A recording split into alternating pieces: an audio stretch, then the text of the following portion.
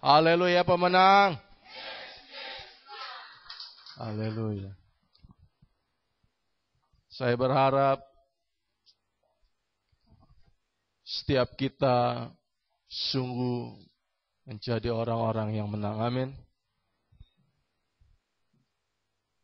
Seorang pemenang pada hakikatnya bukannya tidak pernah kalah. Amin. Tetapi yang pasti seorang pemenang, dia tidak akan pernah menyerah.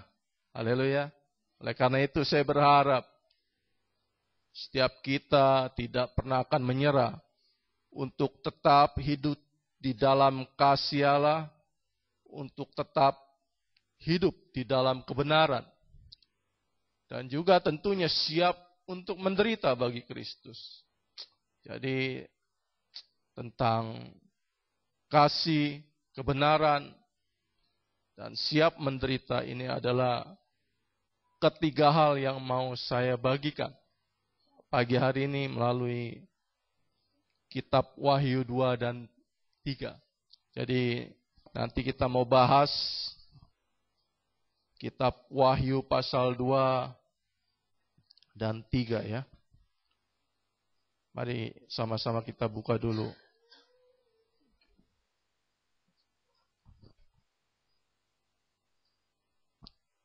Wahyu pasal 2 ayat 2 sampai 5. Jadi saya akan baca lompat-lompat ya saudara ya, karena kalau baca pasal 2 dan 3 terlalu banyak. Jadi saya gambarkan dulu garis besarnya. Wahyu pasal 2 dan pasal 3 ini berbicara tentang surat kepada ketujuh jemaat di Asia Kecil. Jadi ini surat melalui pewahyuan Rasul Yohanes, hambanya Yohanes, tentang surat kepada ketujuh jemaat di Asia Kecil. Banyak hamba-hamba Tuhan menafsirkan ketujuh jemaat ini, surat ketujuh jemaat ini tentang 7 masa. Yaitu 7 masa perjalanan gereja Tuhan yang sesungguhnya. Jadi dari gereja mula-mula yang ada di Kisah 2 itu, mengalami aniaya, seterusnya gereja murtad sampai gereja Laodikia, yaitu gereja akhir zaman. Tetapi pagi hari ini saya akan mengambil inti pengajarannya saja. Kalau saya melihat di sini dari surat kepada 7 jemaat di Asia Kecil ini ada 3 hal saja. Yaitu tentang kasih, yaitu agar gereja Tuhan tetap menjaga kasihnya, kasih mula-mulanya. Itu yang pertama. Inti pengajaran yang kedua adalah tentang kebenaran. Bahwa gereja Tuhan harus tetap di dalam kebenaran. Amin. Tidak kompromi. Tidak cemar oleh cara hidup dunia. Dan yang ketiga adalah gereja harus siap untuk menderita. Jadi mudah-mudahan kelar 3 poin ini. Tapi yang terpenting poin pertama dulu ya, yaitu tentang kasih mula-mula. Bahwa gereja harus tetap di dalam kasih mula-mula, tetap menjaga kasih mula-mulanya. Saya bacakan ya, dari Kisah Wahyu. Wahyu 2 ayat 2 sampai 5. Saya bacakan. Aku tahu segala pekerjaanmu, baik jeripayamu maupun ketekunanmu. Aku tahu bahwa engkau tidak dapat sabar terhadap orang-orang jahat. Bahwa engkau telah mencobai mereka yang menyebut dirinya rasul. Tetapi yang sebenarnya tidak demikian. Bahwa engkau telah mendapati mereka pendusta. 3. Dan engkau tetap sabar dan menderita oleh karena namaku dan engkau tidak mengenal lelah.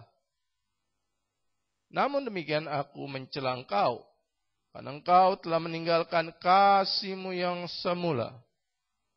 Sebab itu ingatlah betapa dalamnya engkau telah jatuh, bertobatlah dan lakukanlah lagi apa yang semula engkau lakukan. Jika tidak demikian, aku akan datang kepadamu, dan aku akan mengambil kaki dianmu dari tempatnya, jikalau engkau tidak bertobat. Nah, ini adalah poin pertama yang akan kita bahas, yaitu gereja harus tetap di dalam kasih mula-mula. Tetap menjaga agar kasih mula-mulanya tidak tawar. Nah, ayat yang kita baca ini adalah pernyataan Tuhan melalui hambanya Yohanes ya. Jadi gereja Efesus atau jemaat Efesus ini adalah gambaran gereja yang sudah meninggalkan kasih mula-mula. Makanya Tuhan mencela di ayat 5. Ayat 4. Aku mencela engkau karena engkau telah meninggalkan kasih-Mu yang semula. Haleluya. Jadi kita melihat di sini, kalau kita melihat Tuhan tidak hanya mencela ya. Ayat 2 Tuhan memuji. Amin. Ayat 2 Tuhan memuji jemaat Efesus. Ayat 5, ayat 4 dia mencela. Ayat 5 dia memperingatkan. Itu Tuhan itu fair. Amin. Kalau memang baik dikatakan baik, dipuji. Kalau jelek dicela. Enggak kayak kita anak-anak Tuhan kan. Kerjanya nyela aja. Enggak ada benernya orang. Haleluya. Nah, ini hal yang pertama. Kita harus tetap menjaga kasih mula-mula kita sebagai pribadi dan sebagai kehidupan di dalam berjemaat. Haleluya. Jadi, kalau kita melihat di sini, jemaat Efesus adalah jemaat yang meninggalkan kasih mula-mula. Sebenarnya ada dua. Ada dua. Jadi kalau kita lihat dari ketujuh jemaat ini, jemaat Efesus, Smyrna, Pergamus, Tiatira, Sardis, Philadelphia, dan Laodikia. Efesus dan jemaat Laodikia yang terakhir. Itu adalah jemaat yang meninggalkan kasih mula-mula. Jadi pesan pengajaran yang pertama dari ketujuh jemaat ini, kita sebagai gereja Tuhan, jangan seperti mereka. Jangan seperti jemaat Efesus, jangan seperti jemaat Laodikia, yang sudah meninggalkan kasih mula-mulanya. Kasih mula-mula apa sih? Kalau saudara lihat di ayat 4-nya dikatakan, engkau telah meninggalkan kasih-Mu yang semula. Kasih-Mu yang semula. Kalau saudara baca dalam terjemahan bahasa Inggris, King James, versi King James, NIV atau basicnya, saya lihat semua itu ditulis first love. Kasih yang pertama. Jadi kasih mula-mula ini adalah kasih yang kita terima, kita alami, kita rasakan saat pertama kita percaya Yesus. Saat pertama kita bertobat, lahir baru, yang mengakibatkan timbul satu semangat, berkobar-kobar. Tiada hari tanpa memuji Tuhan. Tiada hari tanpa kita mau bersaksi kepada orang-orang di sekitar kita. Kita merasa perlu menceritakan segala kebaikan Tuhan. Perbuatannya yang ajaib yang sudah menjamah hidup kita. Nah, itu kasih mula-mula. Saat pertama kali kita percaya Yesus, yang mengakibatkan ada satu kebangunan rohani dalam hidup kita. Kita begitu berkobar-kobar. Ketemu orang maunya bersaksi tentang Yesus. Amin. Cerita tentang Yesus. Gereja nggak pakai telat, seminggu bisa berkali-kali. Ini saya alami. Ketika saya mengalami kasih mula-mula yang kedua. Yang pertama sempat nggak benar, tinggalkan Tuhan. Akhirnya Tuhan pulihkan lagi. Saya kembali kepada kasih mula-mula. Saya begitu bersemangat, menggebu-gebu ikut Tuhan. Sayangnya saya belum tertanam di dalam satu jemaat. Misi kasih pun, mission ministry belum ada dulu. Akhirnya apa? Saya lompat-lompat gereja sana, gereja sini. Hampir gereja yang di Jakarta, kalau saya bisa jangkau, saya hadiri. Kasih mula-mula. Dulu masih zamannya persekutuan doa. Masih tren persekutuan doa. Ada persekutuan doa di Gondang dia, saya datang, nggak tahu gereja apa itu. Di Tamrin, dulu masih Jakarta Press Center. Belum lagi di Jakarta Tower, Jakarta Theater. Ratu Plaza, Bang Dewa Ruci. Seminggu bisa full itu bisa. Paling beberapa hari. Kasih mula-mula. Ada doa semalaman. Semalam suntuk, bukan semalaman. Dari malam sampai pagi. Kebenaran pengkhotbahnya seorang hamba Tuhan luar biasa, Suset Hetting. Datang. Kucluk-kucluk sendiri, gak ada yang kenal. Ikut doa semalam-malaman. Kasih mula-mula.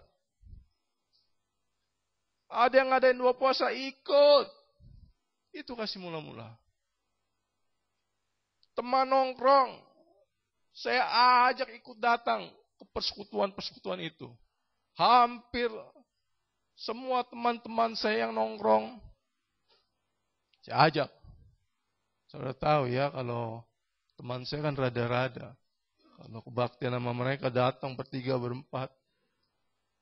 Bangkunya keren, di auditorium. Teman-teman saya duduk udah kayak di warteg loh. Wah, jarin aja dah. Ya namanya apa? Dia merasa mungkin ya enak kayak kaki dinaikin. Saya jadi malu ya. Kasih mula-mula semangat. Bersaksi. Ibadah. Melayani. Amin. Ini kasih mula-mula. Dan saya percaya semua kita di sini pernah mengalami seperti itu. Haleluya. Ciri yang sederhana sebenarnya kita menggebu-gebu lah. Semangat lah. Amin. Nah, kalau di dalam Alkitab ada satu pribadi itu Zakheus. Zakheus pun mengalami kasih mula-mula. Jadi satu ketika di dalam pelayanan Tuhan Yesus mampir ke satu kota Yeriko, di mana Zakheus tinggal. Kan Zakheus di Yeriko itu sebagai kepala pemungut cukai. Orang kaya, mungkin sangat kaya. Karena pemungut cukai kepalanya. Zakheus begitu rindu untuk bertemu Yesus. Dia sudah mendengar cerita tentang Yesus. Jadi ketika Yesus mampir di kotanya Yeriko, wah, dia begitu bersukacita untuk bertemu langsung dengan Tuhan Yesus. Tapi sayang, badannya kontet, pendek, sehingga kalau Yesus datang di tengah kerumunan, dia nggak bisa lihat Yesus ya. Kehalangan orang-orang jadi pagar, dia lompat-lompat, susah. Saya bayangin kayak ucok baba lompat-lompat gitu ya. Nah, mungkin Zakheus lebih tinggi lah. Tetapi meskipun dia pendek, kecil, semangatnya tidak pendek, tidak kecil. Amin. Dia tetap berusaha untuk bertemu dengan Yesus. Semangat. Berkobar-kobar. Kasih mula-mula. Dia nggak kehilangan akal. Dia lari mendahului Yesus. Dia kira-kira, wah Yesus lewat sini.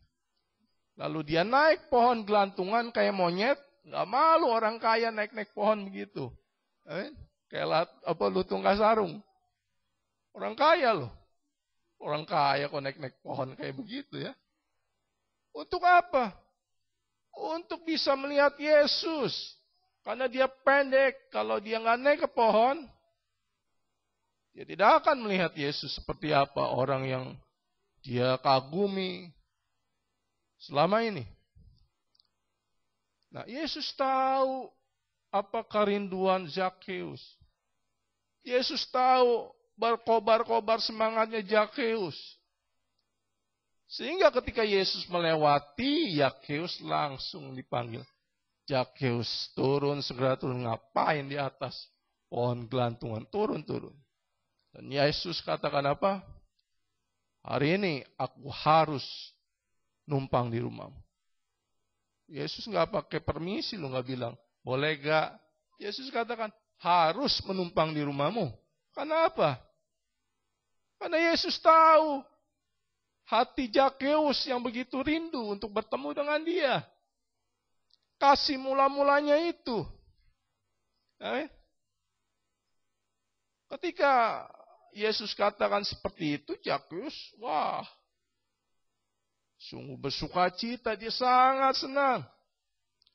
Tetapi sayang, orang-orang di sekitarnya mau menghambat kasih mula-mulanya. Orang-orang Yahudi di situ, mereka bersungut-sungut kasak kusuk. Lah Zakheus pemungut cukai, kepalanya lagi. Di mata mereka ini orang kafir, orang berdosa. Masa Yesus menginap di rumah orang berdosa? Tapi Zakheus enggak patah arang. Semangatnya tetap menggebu-gebu. Lalu Zakheus berkata kepada Yesus, Tuhan, separuh dari apa yang kumiliki, aku persembahkan kepada orang miskin. Nah, orang-orang yang bakal kasak kusuk itu pasti dengar dong. Yang miskin-miskin, wah dibagi duit. Kalau ada yang aku curangi, aku ganti 4 kali lipat. Diam gak orang-orang sekitarnya? Langsung diam, disumpel sama duit Zakheus. Amin. Ini tipe orang Indonesia kan?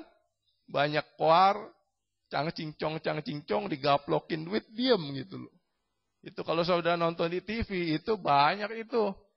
Orang-orang yang suka berkoar-koar itu, ujung-ujungnya duit. Ormas-ormas yang suka bikin rusuh, yang protes ini, ini. Digaplok duit Zakheus juga diam. Amin. Sama kayak orang Israel. Waktu Zakheus katakan, separuh dari hartaku, aku kasih ke orang miskin. Kalau ada yang pernah dicurangi sama dia, diperas, ganti 4 kali lipat. Luar biasa, kasih mula-mula. Kasih mula-mula itu separuh hartanya dia berani persembahkan. Amin. Itu kasih mula-mula. Dan Yesus katakan apa? Sungguh hari ini juga terjadi keselamatan di rumahmu. Bukan pada pribadi Zakheus saja keselamatan itu. Di rumahmu. Saudara bisa bayangkan, sisi rumah Zakheus itu rumahnya pasti gede, orang kaya. Besar, anak buahnya banyak, keluarganya. Terjadi keselamatan atas seisi rumahnya. Akibat apa? Kasih mula-mula. Nah, tentunya kita pagi hari ini Harus kembali dong. Amin. Kembali kepada kasih mula-mula seperti Zakeus. Sehingga kita berani berkorban. Waktu, tenaga, harta kita untuk apa? Untuk Dia. Untuk pelayanan. Haleluya. Untuk gereja. Untuk orang-orang yang membutuhkan. Kasih mula-mula harus kita jaga, kita pelihara. Tetapi ya, kita harus menyadari juga. Kasih mula-mula yang menggebu-gebu itu, yang begitu bersemangat, itu bisa tawar. Kasih mula-mula itu bisa tawar. Bisa pudar. Amin. Banyak anak-anak yang pudarnya cepat loh, dalam sekejap. Berkobar-kobar, semangat ikut Tuhan. Hanya beberapa bulan, nggak semangat lagi, bahkan tinggalin Yesus. Nah, saya mengalami.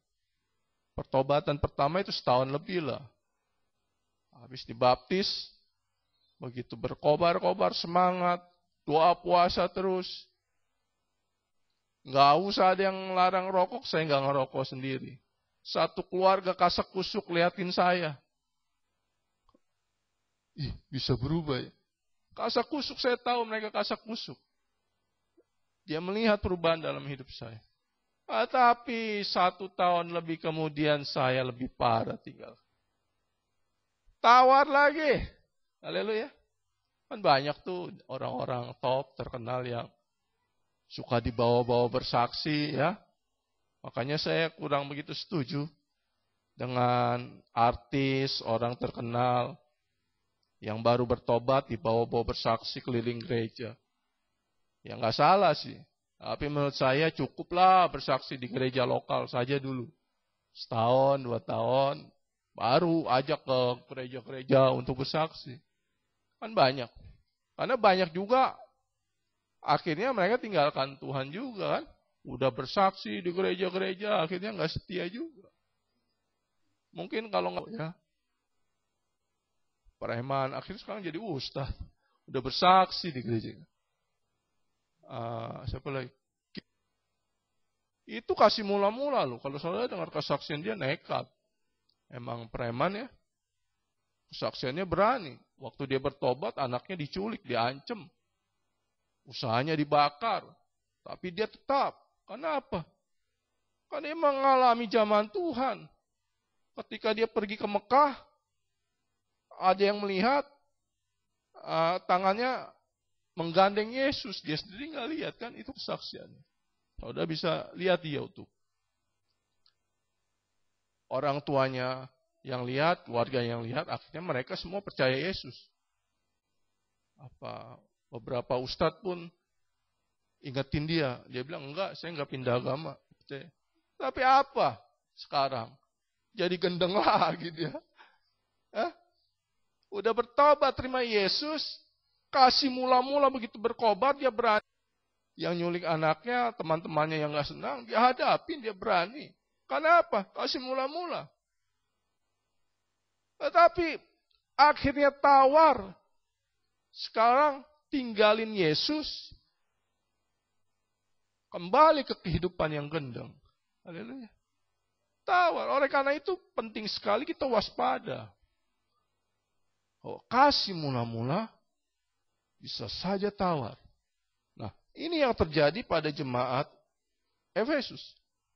Jemaat Efesus akhirnya mereka tawar. Nah, kalau kita perhatikan ada beberapa hal ya yang mengakibatkan kasih mula-mula itu menjadi tawar. Yang pertama adalah, kalau saya lihat di sini rutinitas. Rutinitas. Ayat 2 dikatakan, aku tahu segala pekerjaan, baik jerih payahmu. Tuhan puji jemaat Efesus. Jemaat yang berjerih payah.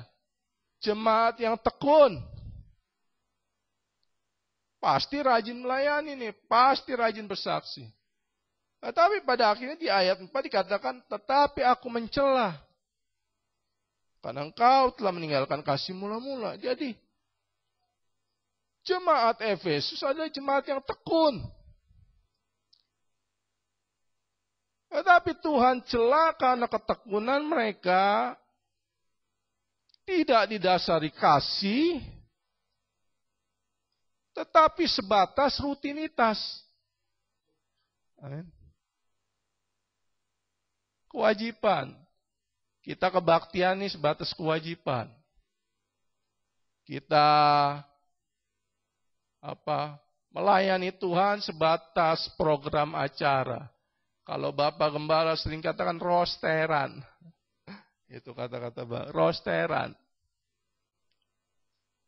Jadi ibadah melayani Tuhan bukan karena kerinduan. Bukan rindu. Tetapi sebatas kewajiban. Ciri-cirinya gampang kalau saudara sudah melayani. Kerasa kerusuk, gerabak kerubuk. Itu harus diwaspadai. Jangan-jangan seperti jemaat Efesus. Nanti Tuhan celal. Percuma. Tekun. Tetapi aku mencela engkau melayani, engkau beribadah sebatas kewajiban. Sebatas rutinitas, terjebak. Amin. Makanya kita harus waspada nih. Jangan terjebak oleh rutinitas. Biasanya orang-orang yang terjebak di dalam rutinitas, khususnya pada pelayan Tuhan, hidupnya tidak mengalami perubahan. Stuck. Mungkin awal-awalnya berubah, tetapi stop. Pelayanannya nggak mengalami perubahan, stuck. Bulan ke bulan ya biasa-biasa saja. Nggak ada satu flat gitu, nggak ada sesuatu yang wah gitu. Nggak ada satu ide-ide pelayanan, inovasi pelayanan. Yang dilakukan ya rutinitas. Dari bulan ke bulan, tahun ke tahun ya biasa saja. Nah, ini harus kita waspadai. Jangan-jangan kasih mula-mula kita sudah mulai pudar. Amin. Hidupnya rajin gereja. Nggak berubah. Sehingga orang seperti ini boleh dikatakan mereka kebaktian beribadah hanya sebatas lahiriah saja, tapi hatinya jauh daripada Tuhan. Tapi pada hakikatnya orang seperti ini menyangkali kekuatan Tuhan. Waduh, bahaya. Rutinitas. Alasan lainnya kalau saya lihat di sini adalah kehilangan tujuan. Di ayat ke-5 dikatakan, makanya lakukan lagi apa yang semula engkau lakukan. Kita mulai kehilangan tujuan semula. Maka Tuhan ingatkan jemaat Efesus, lakukan kembali apa yang semula engkau lakukan. Kenapa? Karena engkau sudah kehilangan tujuan. Engkau tidak tahu lagi arah hidupmu, arah ibadahmu, arah pelayananmu. Jadi orang-orang seperti ini udah kayak bangsa Israel yang tersesat. Mutar-mutar di padang gurun, akhirnya tidak ada pencapaian demi pencapaian. Di dalam kehidupan rohaninya, di dalam kehidupan pelayanannya. Amin. Kenapa?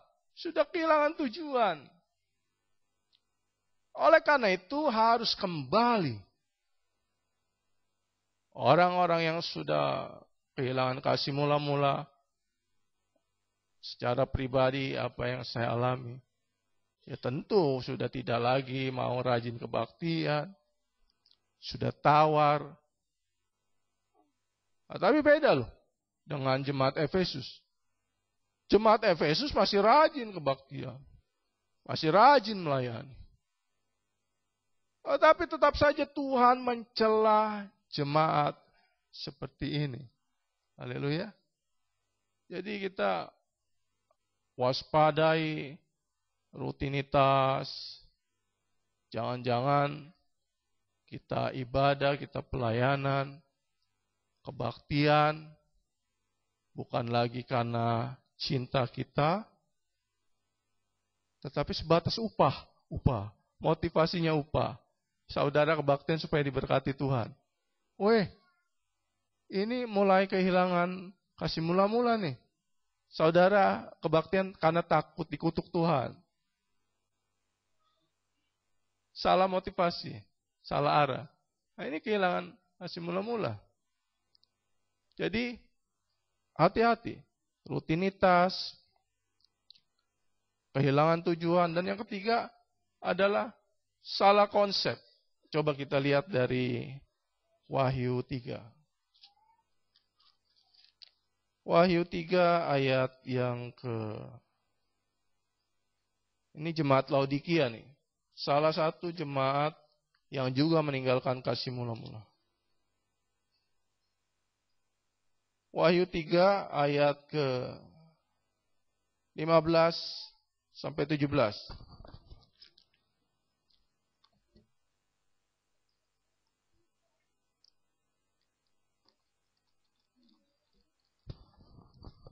Saya bacakan ya. Aku tahu segala pekerjaanmu. Engkau tidak dingin dan tidak panas.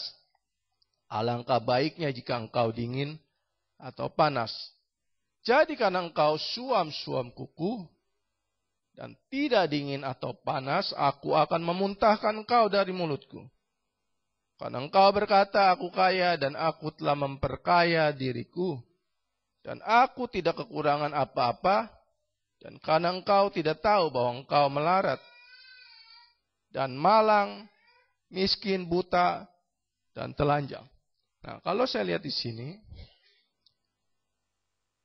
jemaat Laodikia, jadi tadi Efesus ini Laodikia, sama. Dia sudah meninggalkan kasih mula-mula. Makanya dikatakan apa? Suam-suam kuku. Engkau tidak panas, juga tidak dingin. Engkau suam-suam kuku. Tuhan mual, enak dengan jemaat seperti ini. Sehingga Tuhan mau muntah. Tuhan mau muntahkan jemaat seperti ini. Kenapa? Jemaat yang sudah tidak ada lagi kasih mula-mula. Dan saya pelajari ini karena mereka salah konsep. Tentang berkat yang sesungguhnya. Mereka merasa dirinya kaya kan? Dikatakan bahwa aku kaya, aku telah memperkaya diriku. Aku nggak kekurangan apa-apa. Memang jemaat Laodikia ini jemaat yang kaya. Secara materi lebih dari cukup kaya. Tetapi Tuhan mencela. Kenapa? Karena mereka sudah tidak ada kasih mula-mula, mereka suam-suam kuku. Mengapa mereka suam-suam kuku? Karena mereka salah konsep tentang berkat sesungguhnya. Mereka merasa kekayaan yang dia punya, materi, kehebatan, itu adalah berkat sesungguhnya dari Tuhan. Sehingga mereka begitu bangganya.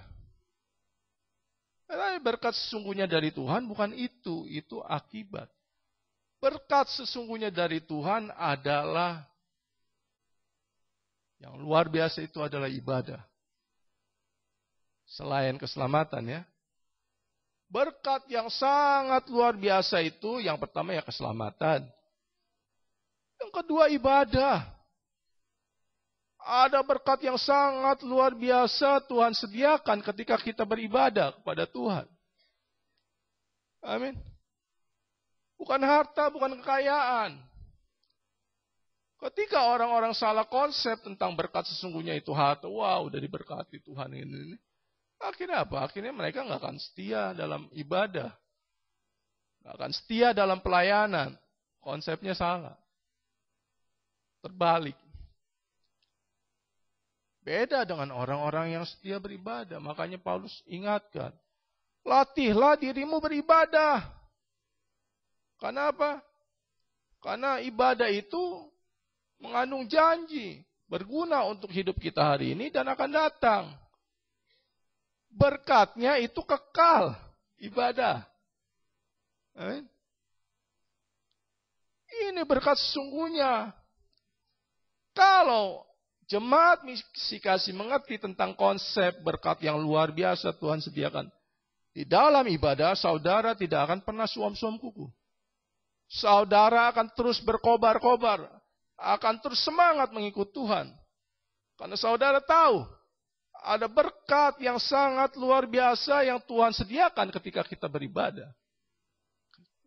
Tentunya beribadah secara pribadi, doa di rumah, saat teduh, atau ibadah bersama-sama di dalam kebaktian. Amin. Kalau di dalam Matius kan ibadah itu doa, puasa, memberi sedekah itu ibadah. Ada berkat yang luar biasa, bukan kekayaan. Kalau saudara baca di 1 Timotius 6 tentang kekayaan jelas. Kita diajar kalau ada makan, jikalau ada pakai, cukuplah sudah. Bukannya diajar puas diri, bukan. Tetapi kita diajar untuk mengucap syukur atas berkat-berkat sekecil apapun yang Tuhan berikan dalam hidup kita. Amin. Kalau ada makan, pakaian, cukuplah, bersyukur dong. Saudara kurang makan di sini? Gak ada yang kurang makan, pasti gemuk-gemuk tuh, subur-subur. Kurang pakai, bajunya keren-keren. Dandanannya cakep-cakep, ganteng-ganteng. Amin. Cukuplah, bersyukur. Itu konsep kekayaan. Dan dikatakan apa? Mereka yang bernafsu ingin menjadi kaya. Kalau di ayatnya dikatakan ingin kaya ya. Tapi sebenarnya jelasnya bernafsu kalau menurut saya. Yang saya pelajari. Ada satu nafsu ingin menjadi kaya. Maka orang itu akan jatuh di dalam berbagai pencobaan. Di dalam jerat-jerat iblis. Yang akan merusak hidupnya, membinasakan hidupnya. Saudara ingin kaya boleh. Tapi kalau bernafsu, yang pada akhirnya menghalalkan segala cara, hati-hati. Saudara sudah jatuh dalam jerat iblis. Amin. Kekayaan saudara juga nggak dibawa, nggak bisa dibawa kan? Artinya apa? Artinya kekayaan saudara itu bukan milik saudara, benar tidak? Buktinya saudara mati nggak bisa saudara bawa kan? Itu bukti bukan milik. Kalau milik saudara, saudara bisa bawa. Tapi ada rahasia dalam ibadah. Merubah harta bukan milik kita, jadi milik kita. Yaitu ketika saudara punya harta di bumi, saudara berkati orang. Zakeus ketika mempersembahkan separuh hartanya bagi orang miskin. Yang separuh itu benar-benar sampai ke surga. Jadi Zakeus kaya di bumi, kaya di surga. Amin. Jadi kita harus, ini kan ibadah, memberikan ibadah. Ketika kita sadar ibadah itu luar biasa berkatnya, enggak akan membuat kasih mula-mula kita pudar. Saya ingat tentang harta ini, saya ingat Tante Wewe, Oma Wewe. Tahu ya? Oma Wewe itu yang saya dengar dari sekilas dari Bapak Gembala. Sebelum dia meninggal, dia pesan sama keluarganya kalau itu barang-barang dia, uang dia itu kasih ke gereja aja. Saya dengar gitu, hebat, pinter nih. Mungkin Tante Wewe nggak mikir ke situ. Kalau saya mikirin itu. Karena saya tahu firman kan. Jadi dia sebelum meninggal, dia pesan kasih gereja itu. Dia lagi mindahin hartanya ke surga tuh. Benar. Prinsipnya begitu. Pesannya ke gereja lagi. Gereja akan bantu kirim free of charge. Amin. Nih hasilnya nih salah satunya. Kalau nggak salah ya. Bener gak? Uangnya dibeliin drum. Jadi Tante Wewe di surga punya drum. Melayaninya nggak terima tamu lagi, gebuk drum di surga. Haleluya. Merubah harta yang dia milik, bukan miliknya, jadi miliknya. Jadi saudara yang hari ini yang mungkin ya merasa sudah waktunya, ya pesan-pesan saja ke gereja. Silakan. Supaya saudara tidak miskin nanti di surga. Haleluya. Nah, salah konsep tentang kekayaan, tentang pelayanan, tentang ibadah. Jadi hal yang ketiga yang harus kita waspadi tadi apa? Jangan kita salah konsep tentang berkat. Berkat luar biasa itu ada di dalam ibadah. Waspada, supaya kita enggak meninggalkan kasih mula-mula, seperti jemaat Laodikia. Dan kita tetap waspadai tujuan. Tujuan kita, apakah kita sudah meninggalkan tujuan semula di dalam pelayanan dan rutinitas. Kalau ada di antara tiga ini mungkin ya, saya bagikan tiga saja, sebenarnya ada beberapa. Artinya kita sudah meninggalkan kasih mula-mula loh. Kita harus sadar, coba kembali ke Wahyu 2 tadi ya. Wahyu 2 tadi ayat yang kelima.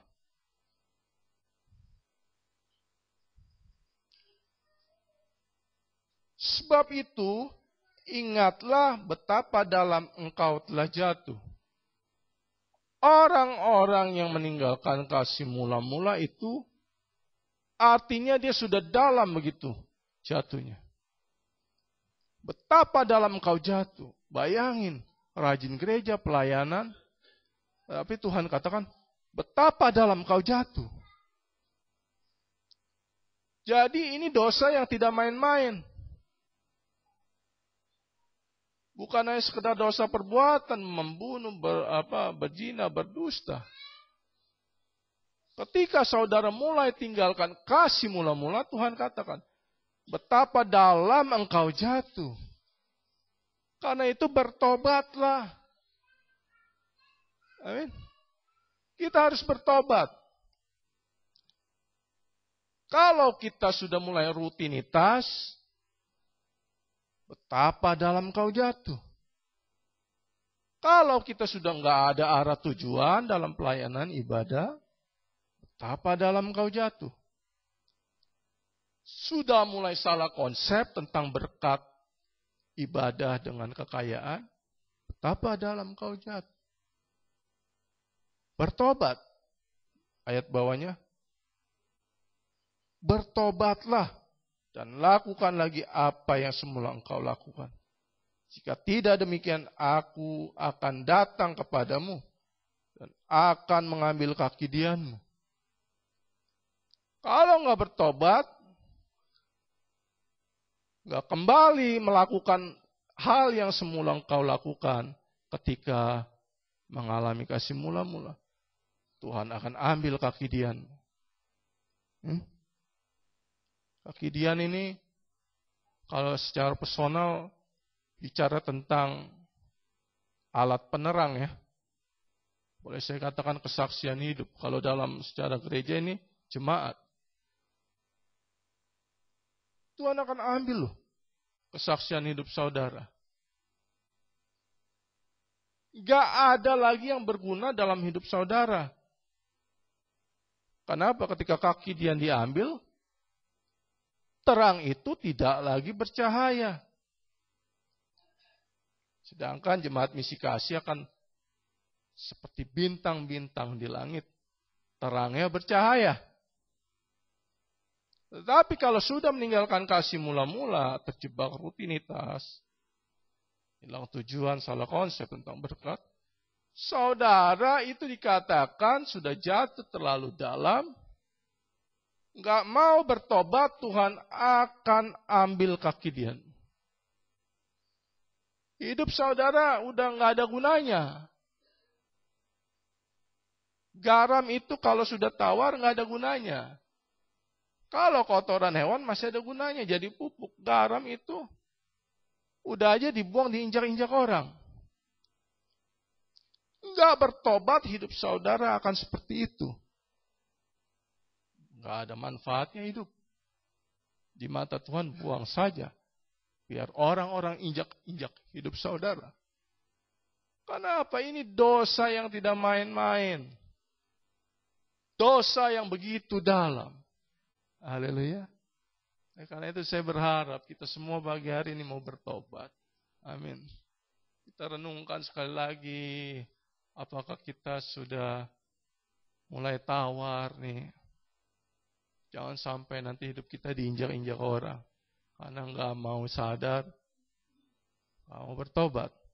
Nah itu kalau dihubungkan kasih mula-mula secara personal ya pribadi. Bagaimana dengan hubungannya dengan sesama?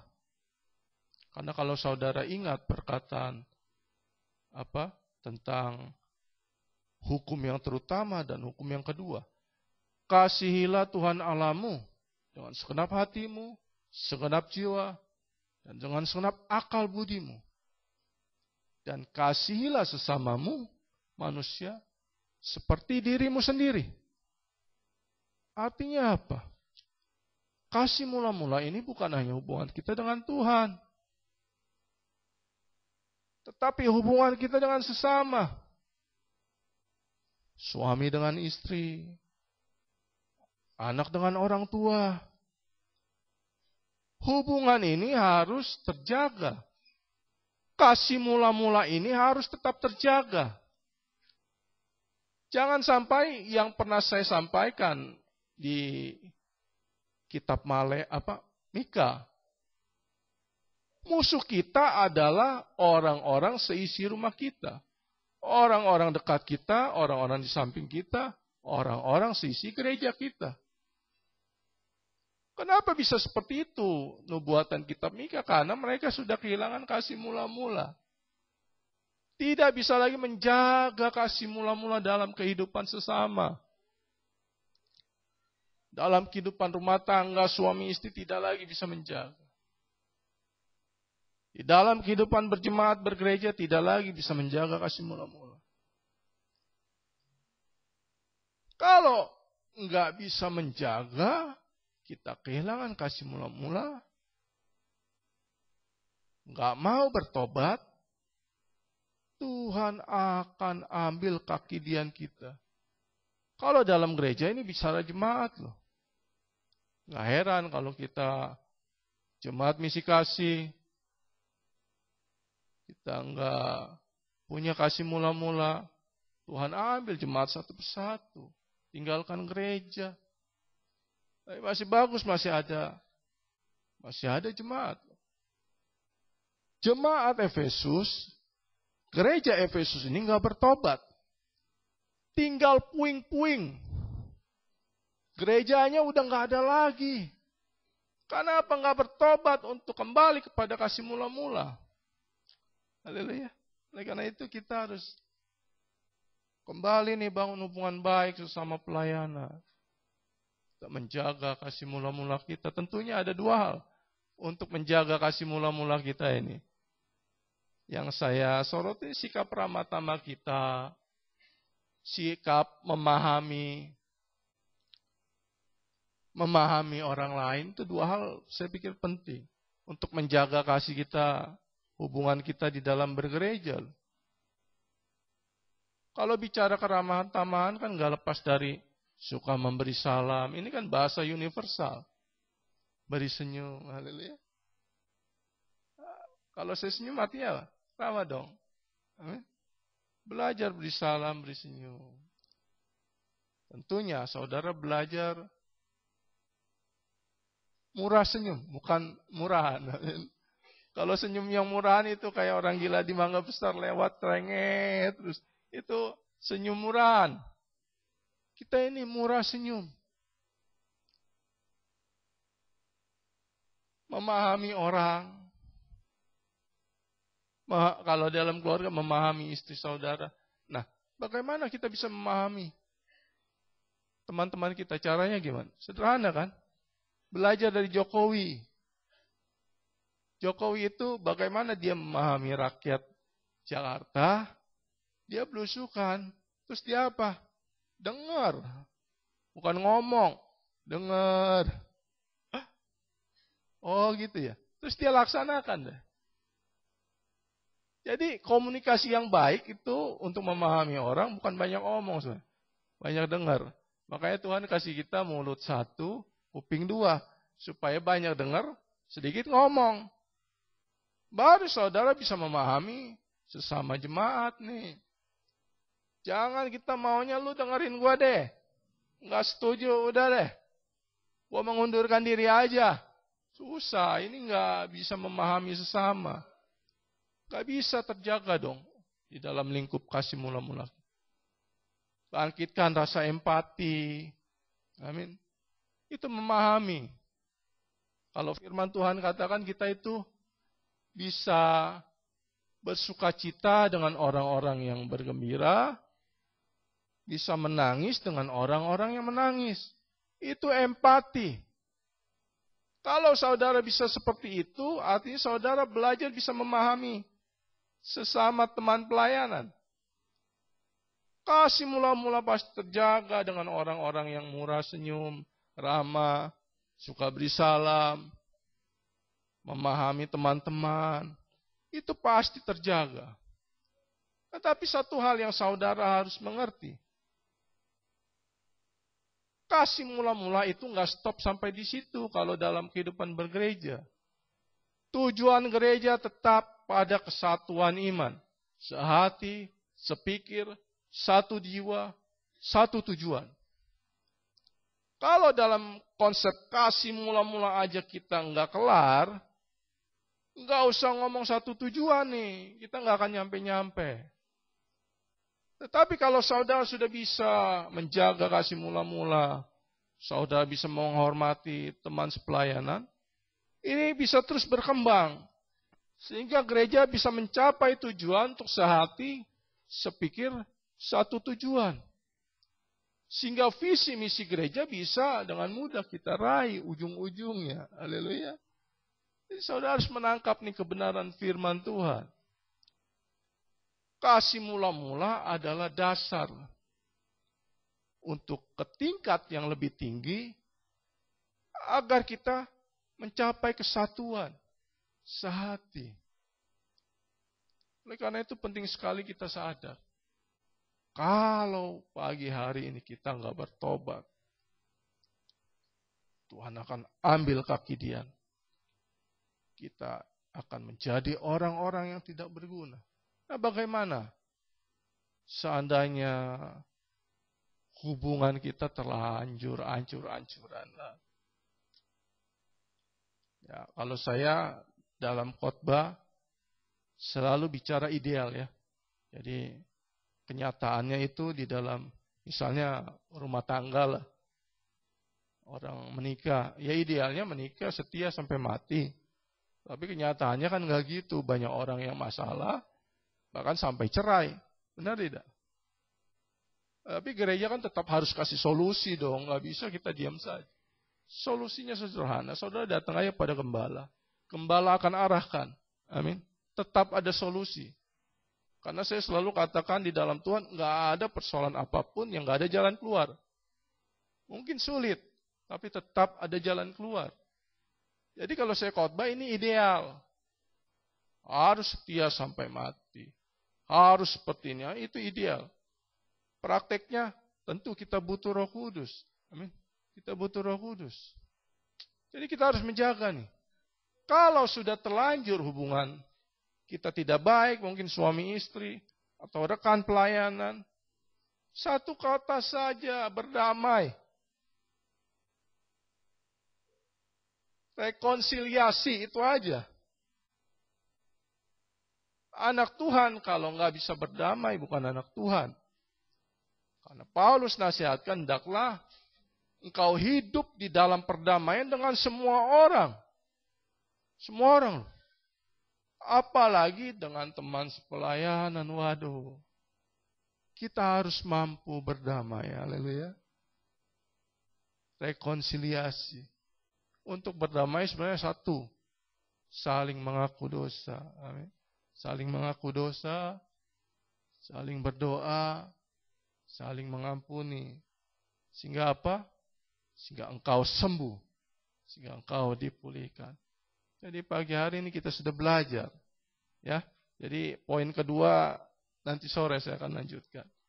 Jadi dari ketujuh Jumat ini sebenarnya ada 3 hal. Tentang kasih mula-mula, tentang hidup di dalam kebenaran, tentang siap menderita. Ini ketiga inti pengajaran dari ketujuh surat kepada ketujuh jemaat. Tapi pagi hari ini cukup kita belajar tentang kasih mula-mula. Amin. Tuhan memberkati.